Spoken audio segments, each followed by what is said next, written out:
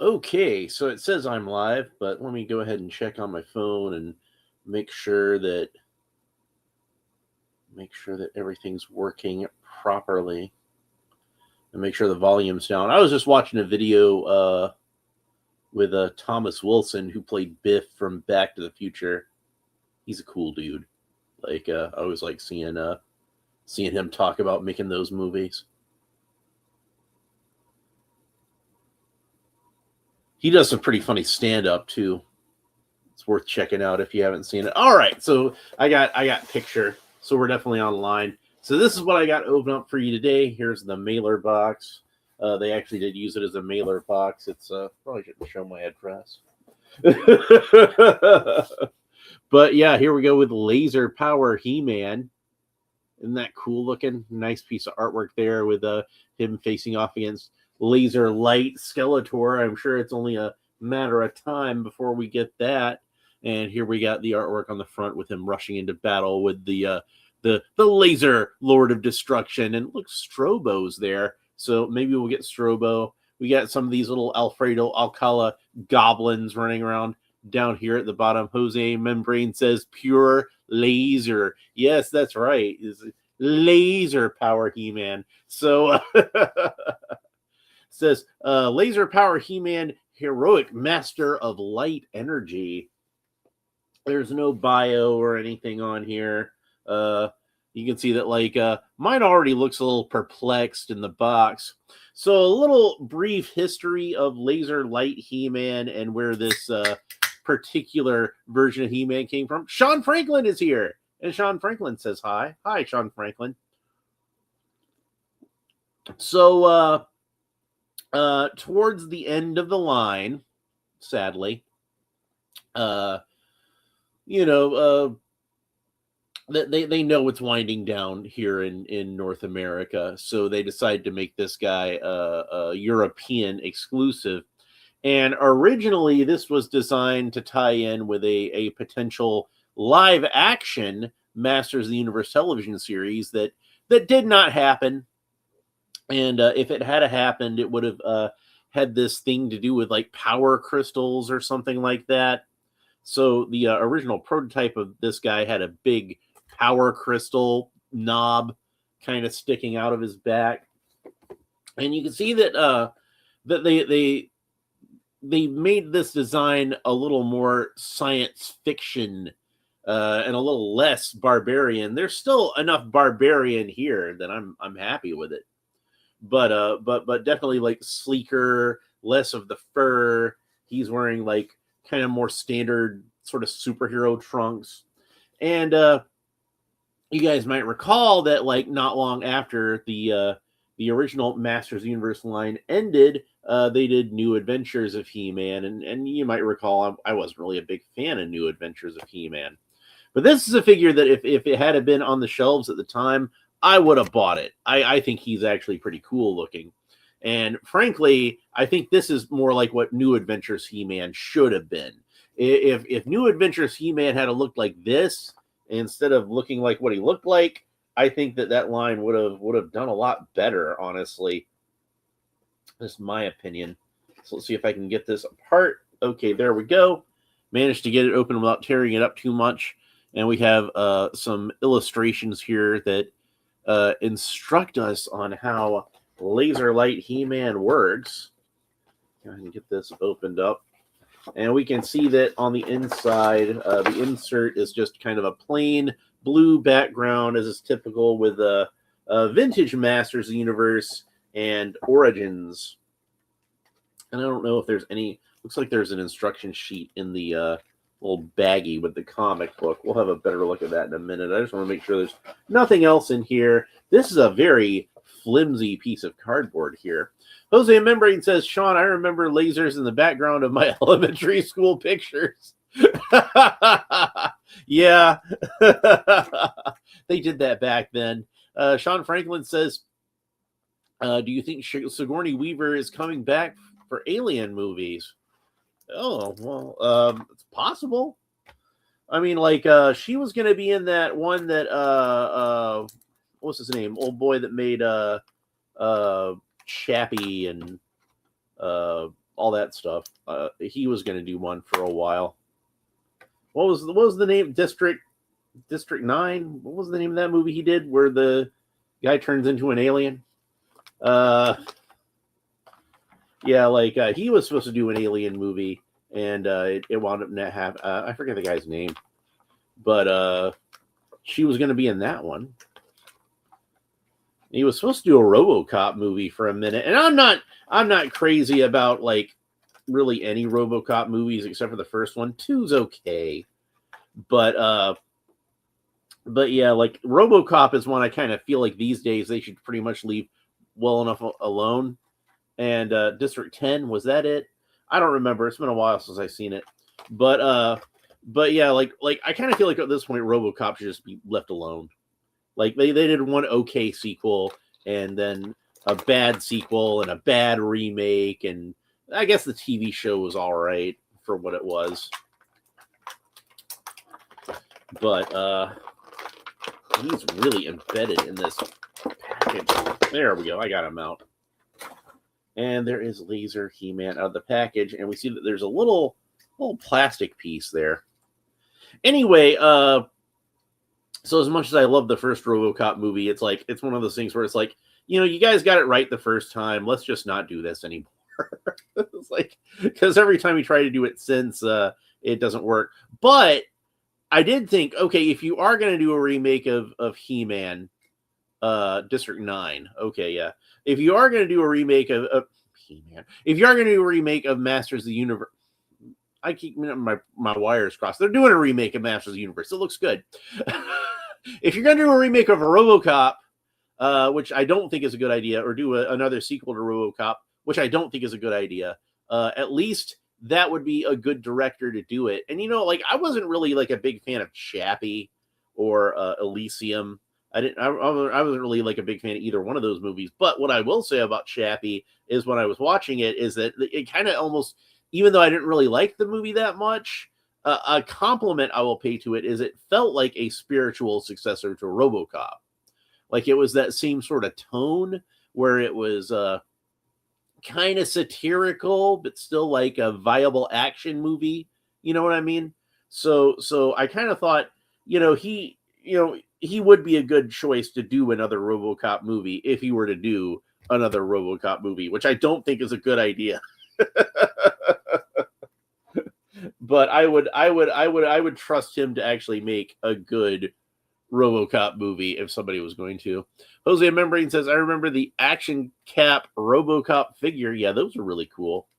Oh yeah, the RoboCop cartoon shows, which, RoboCop is a character that like in a movie that probably shouldn't have a cartoon based on it to begin with. But on the other hand, I kind of felt like RoboCop, it made sense to make a cartoon based on RoboCop because in the reality of the movie, I could see OCP making a RoboCop cartoon. So in my mind, that's what that was. It was OCP themselves making a RoboCop cartoon.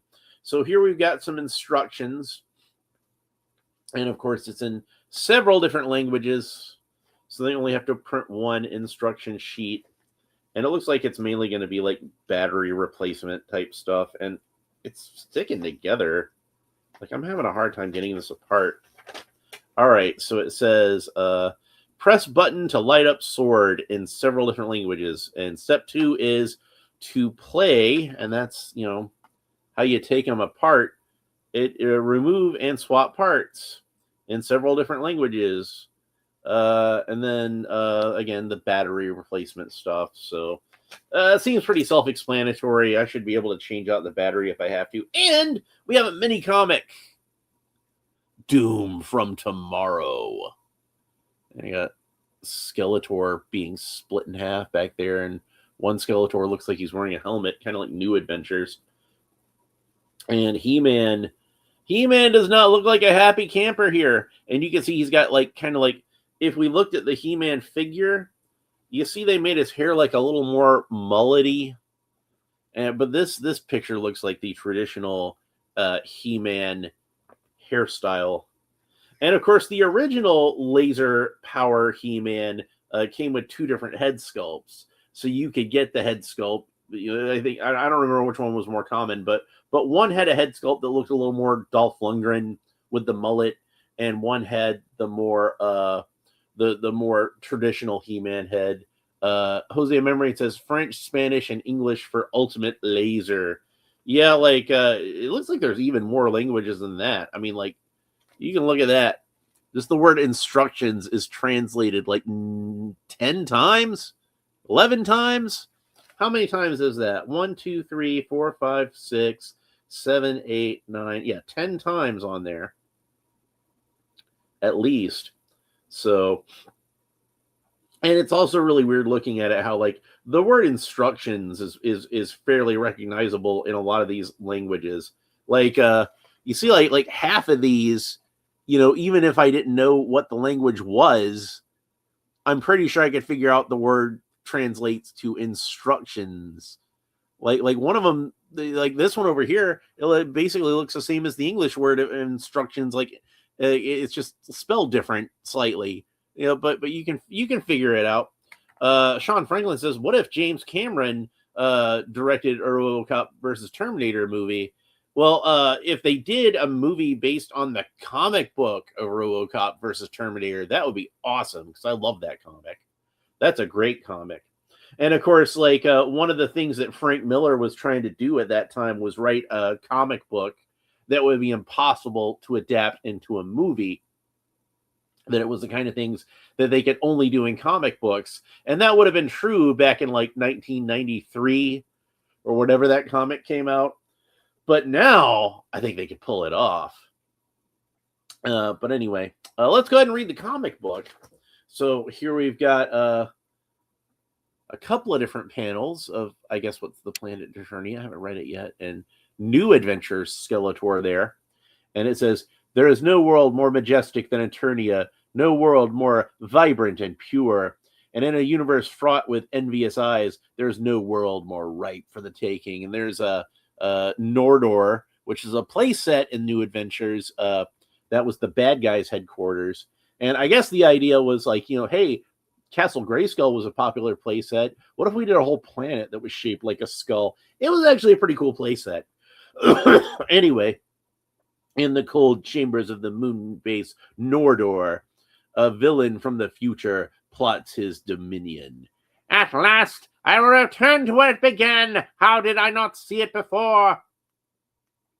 When Starship Eternia left our sector, it seemed too good to be true. Planet Primus was primed to be sacked. Yet my curiosity wouldn't dismiss one lingering question. Where did He-Man go? We set course, following the fleet's jump point, finding ourselves in the heart of galactic battle. Connect with this adventure. Oh, I'm sorry. That's a footnote. Connect this adventure with the mini-comic Future Tense.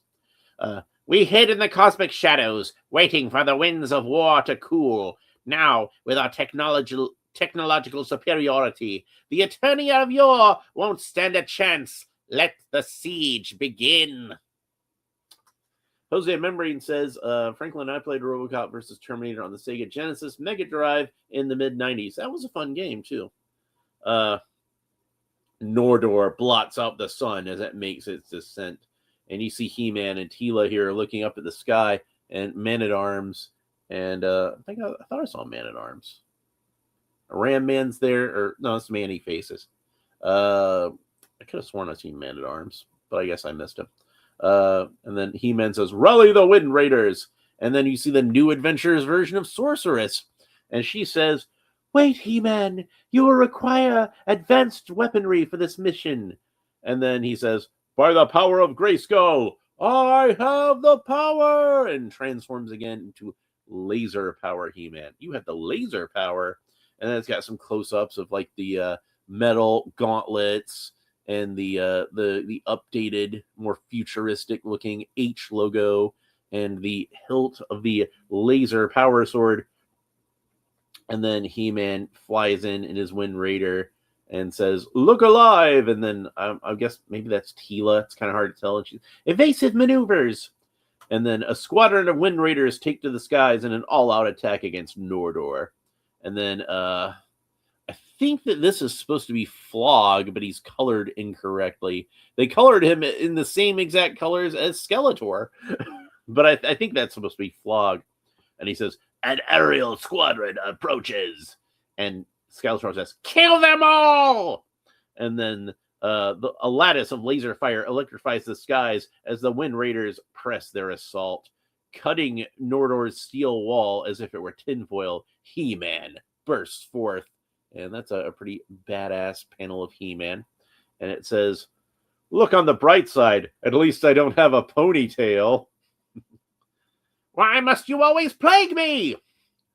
Lightning arcs the air as He-Man deflects with his energy blade. I think that really, again, this is one of those things where, like, I don't know who does the lettering in this, but I don't think they really understand how comic book word balloons should really be put together. And really, so the flow of the page has me reading this balloon first. But I'm pretty sure Skeletor should really say, "Why must you always plague me?" before He-Man says the line about the ponytail, which is pretty funny, actually. And then we have Snake Armor Skeletor. And he says, "If any Skeletor shall rule Eternia, it shall be me." Actually, he says it will be me, but you know how Skeletor talks. He would say, "It shall be me." He would talk all formal like that. "It's time to send you back to the future." Yeah, Christopher Lloyd actually would have been a cool Skeletor. I mean, don't get me wrong. I love Frank Langella, and I don't think he would have been better than Frank Langella, but he would have been good. Jose Membre says, "Love Alan's Skeletor impression." Well, thanks. Meanwhile, at the heights of Snake Mountain, see, this is another one. This panel should have come. This caption should have been at the top of this panel. This should have been an establishing caption. At the heights of Snake Mountain, Skeletor, using the Medallion of Serpos, has prepared a barrage of his own. It doesn't say which Skeletor, but apparently there's two Skeletors in this story. So learn more about that reptilian relic in the mini-comic Leviathan's War. The Leviathan of Snake Mountain opens its jaws, unleashing venomous hellfire against Nordor. And then Flog says, "Retreat!" "Another volley of that magnitude will destroy us," says Optic.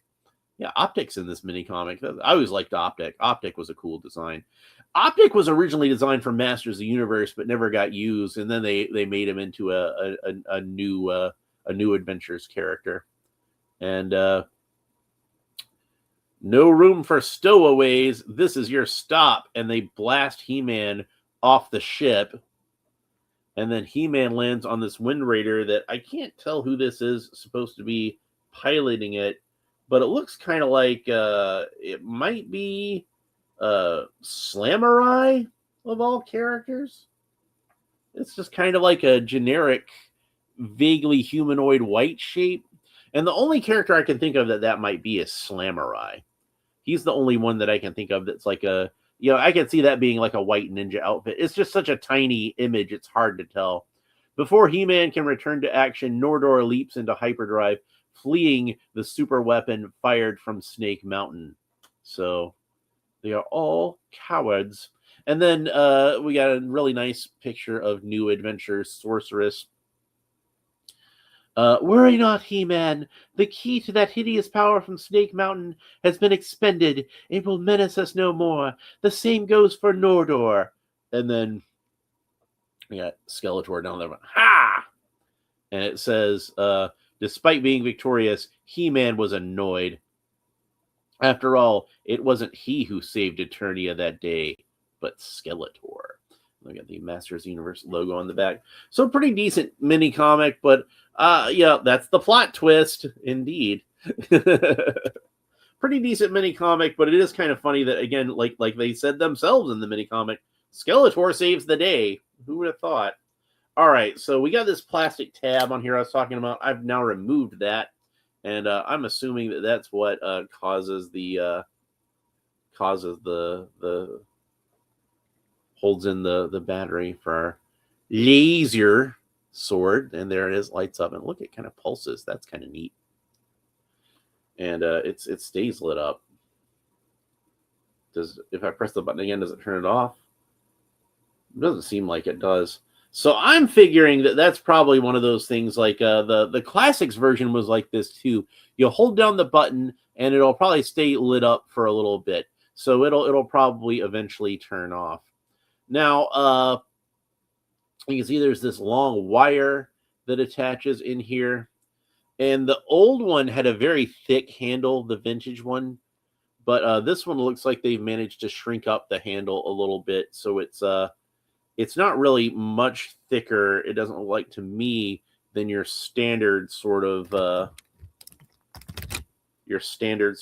Masters of the Universe weapon handle. So let's go ahead and put it in I'll put it in the hand of my custom Thunder Punch He-Man, and you can see he can still hold it fairly well. So if you wanted to put normal hands on this guy instead of the metal hands, that's a way to do that. So we'll go ahead and put that back in his hand. But yeah, and it's got that really thick sort of hilt. But you can see how they were already starting to go in the direction of New Adventures with the design of the Power Sword. Personally, like I said, I kind of feel like they should have just made this New Adventures He-Man.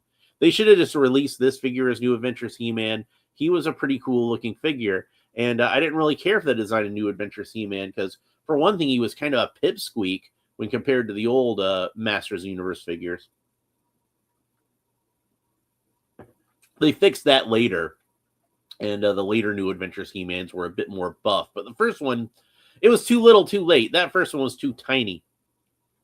So yeah, I think that hurt the New Adventures line overall, as they really should have gone with a more buff.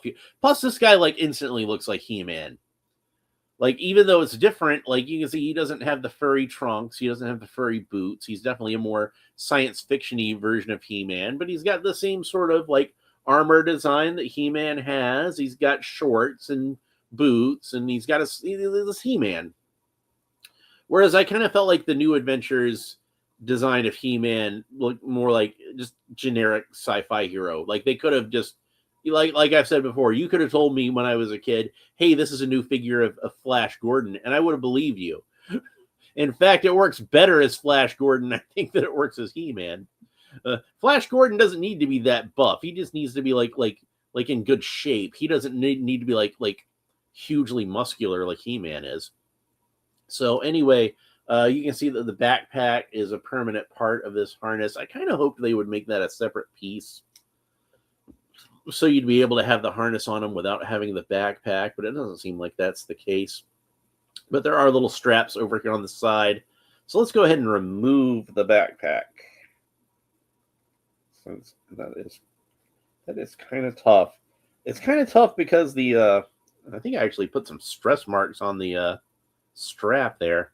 It's kind of tough because the backpack is made out of like a really rigid plastic, so there's no give to the buckle there at all. And in fact, I think it's going to be easier if I just take this guy apart so I don't have to deal with the other strap. That'll make that a little bit easier. And then we can talk about the articulation on this figure some. Let me pop the head back on there. And I'm going to take the extra armor pieces off of his arm too. You can see he's got extra armor pieces on his arm. And I want to say on the original Laser Power He-Man, that would have been just one armor piece. But, since he's got an elbow joint, they want you to be able to move his elbow. Whoops. Did not expect for that to happen. And we can get a closer look at these silver gauntlets. You can see that these are sculpted to be metal gauntlets with, some extra detail on there. And the bracers are, the wrist part of the gauntlet. That's just kind of like a plain bracer with like a little bit of a ridge around like the edge there. So we'll pop his arm back on, and then we'll talk about the articulation, which if you've seen me do one of these Origins reviews, you've seen me talk about the articulation before. But hey, this might be the first one you've ever seen, so let's go ahead and go over it real quick. So He-Man can look up about that far, look down about that far, tilt his head kind of quizzically from side to side, as we already saw in the package. Rotate the head all the way around. Of course, the arms rotate all the way around the shoulders, and they raise up to the sides about that far. He-Man has a single joint of articulation at the elbow, and you can see it bends almost 90 degrees, but not quite. And then that rotates all the way around. And then his wrists rotate all the way around, and they have a horizontal hinge back and forth. Now, this is a big disappointment to me. I was really hoping this guy would have a vertical hinge for the held aloft, the magic sword kind of pose, but unfortunately, that is not the case. He just has like a vertical, or I'm sorry, a horizontal hinge on there, not a vertical hinge. That's disappointing. He-Man can rotate all the way around the waist. He can kick up about that far, which is not very far because he's got such muscle-bound legs. He's got a single joint of articulation at the knee, which bends, again, not quite, almost 90 degrees. And then that rotates all the way around at a little bit of an angle, but it rotates all the way around nevertheless. He's got a boot cut. That rotates all the way around. The foot can point down about that far. The foot can point up about that far. And then it rotates all the way around where the foot meets the ankle. All right. So that is our laser power He-Man articulation. Let's talk about these accessories some. And you can see that the light has finally dimmed on the power sword. And there is a little bit of a loop here, so you can store the power sword when not in use. That way might work. I don't know. We'll figure out which way works better when we get that back on the figure. So we're gonna get him all armored up again.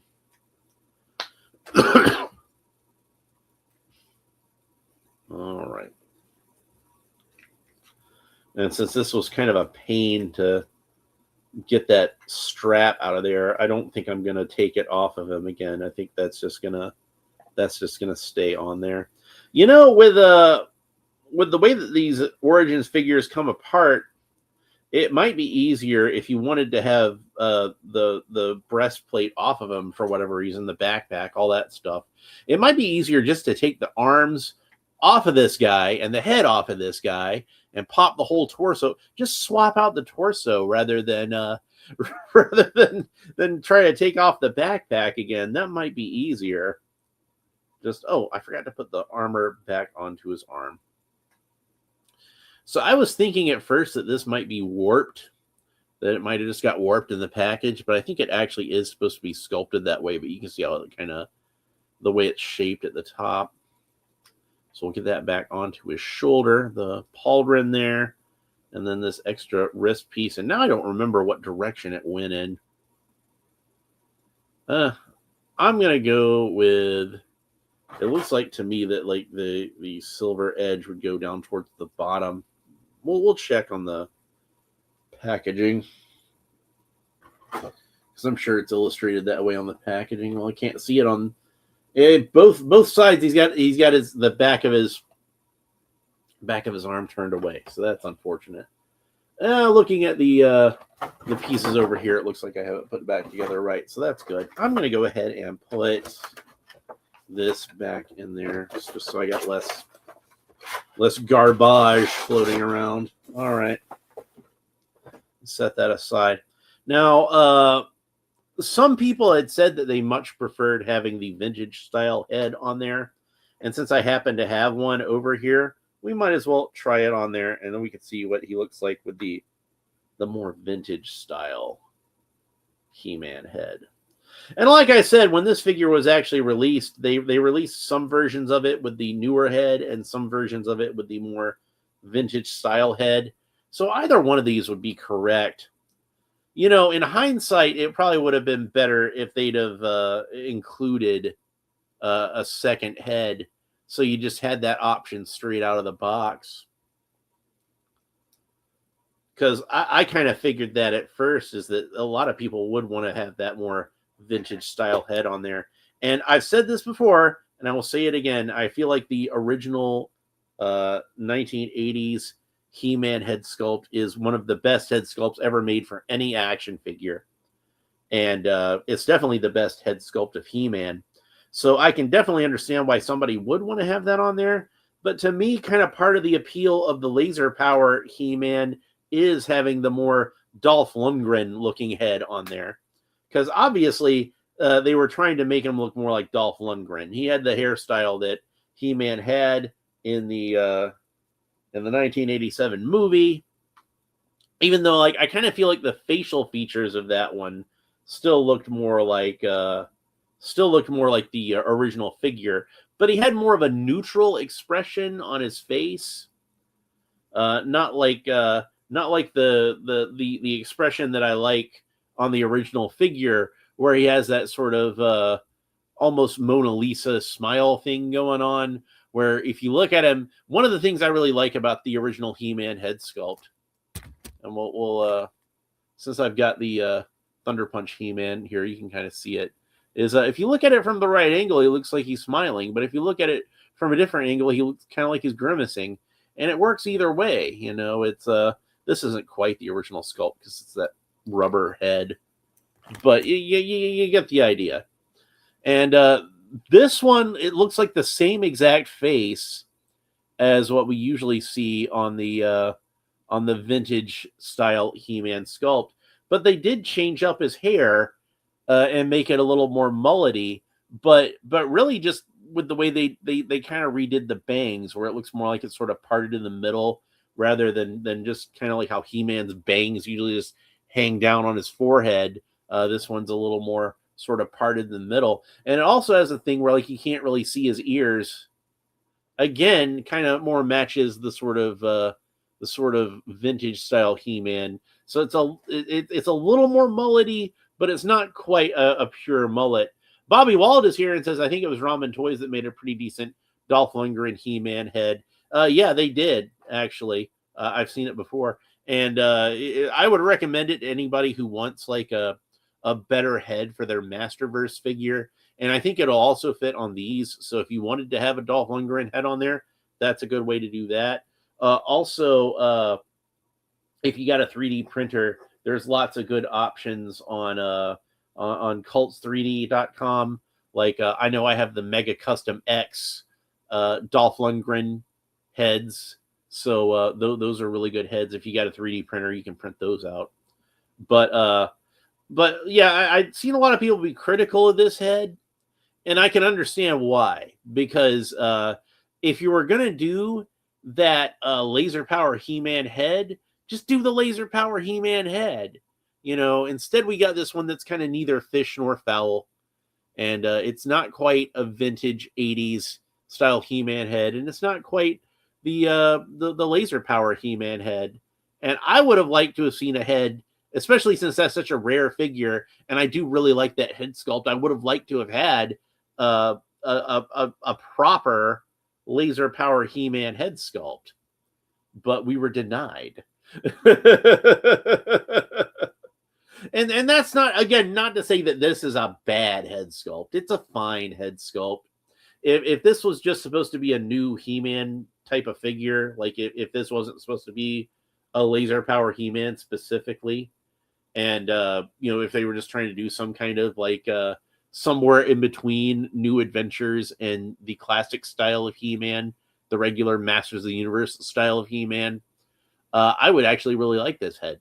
And I do really like this head, actually. Again, just taking it on its own merits, I think it's a pretty good head. But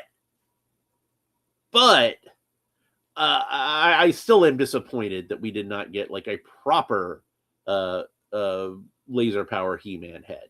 And I think that would have been better. If I can only pick one, I would rather have that. That's just me. Mega Custom X actually also made a laser power He-Man head, which again looks very Dolph Lundgren-y, but I don't have that one yet, and my 3D printer is kind of messed up in the moment, so I need to get it fixed. But yeah, so that is pretty much it, I think, for laser power He-Man. This is a really cool figure, and I'm glad they finally put it out. When they started doing Origins figures, of course, this is one that I was hoping that they would do. And here we are 6 years into... Can you believe they've been doing this for 6 years? Can you believe I've been opening action figures on YouTube for 6 years? That's crazy. It's been that long. But yeah, so yeah, they finally got around to doing that. I think they've done every variant of He-Man from the vintage line now, even though Thunder Punch He-Man was ridiculously hard to get, which is why I had to just make my own. But I'm pretty happy with how my Thunder Punch He-Man turned out anyway. Not to toot my own horn again, but whatever. So, but anyway, yeah, that's pretty much it for Laser Power He-Man. I hope you enjoyed this episode. Sorry, it's been like a few days since I'd done an episode. I meant to do one yesterday, but I got caught up in doing some custom stuff and just ran out of time. Before I realized it, it was already like 6:30. I didn't even have time to take my my pre-work nap like I usually do. It was very disappointing. Very disappointing. But you know, it is what it is. So, but anyway, that's pretty much it for this episode. I hope you enjoyed it. If you did, please make sure that you like and subscribe and all the fun YouTube stuff down below. Leave a comment. Let me know what you think about Laser Power He-Man. We'll go ahead and give you one more shot of him with the sword lit up. Because, you know, they did a really good job with that. It's nice and bright. Like, you can see that on the camera. Like even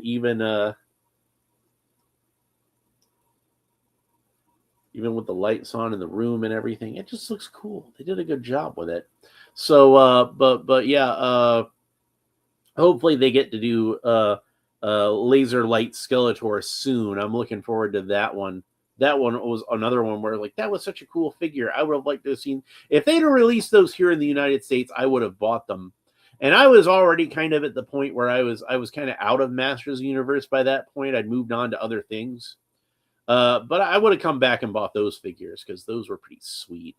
So, but yeah, thanks for watching. Make sure you like and subscribe. YouTube likes it when I say like and subscribe, so I like to say like and subscribe. Leave a comment. I like it when you leave comments. And that's pretty much it. We'll talk to you next time. Bye.